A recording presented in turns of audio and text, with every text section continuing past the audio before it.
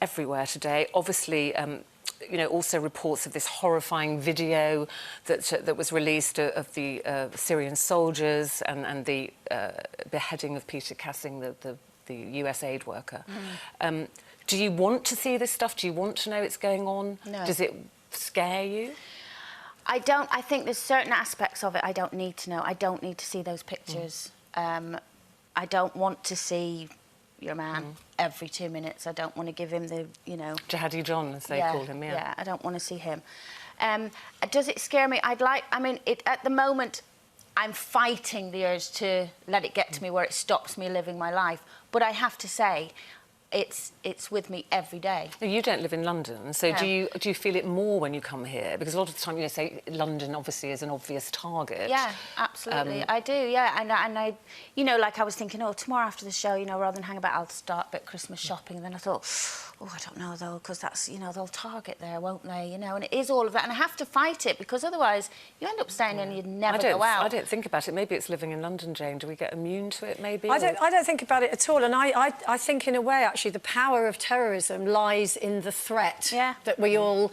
It's like that pernicious thing where we suddenly all start going, oh, and changing our lives. And that's the nature of the description of it, isn't it? That terrorism, we all become terrified, and that's how they operate, that's how they thrive. So I don't want to see those images either. I mean, I think we need to know about it.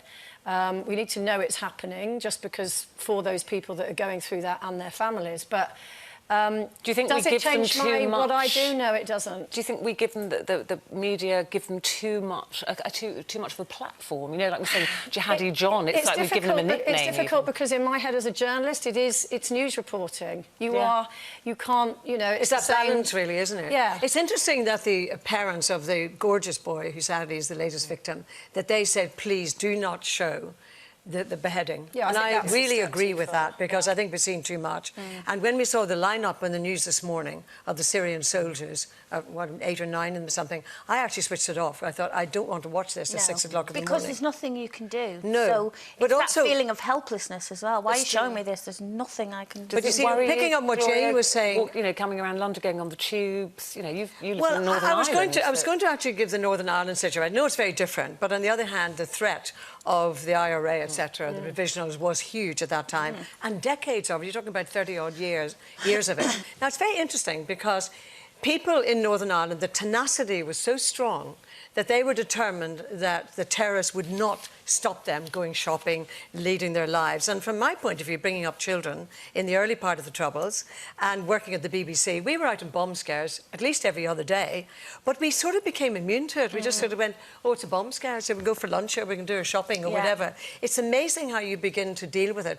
But I think as far as Northern Ireland is concerned, and I think probably what you guys mainly are saying, is you're determined not to let the terrorists win or really battle with the way you lead your life. Yeah. I think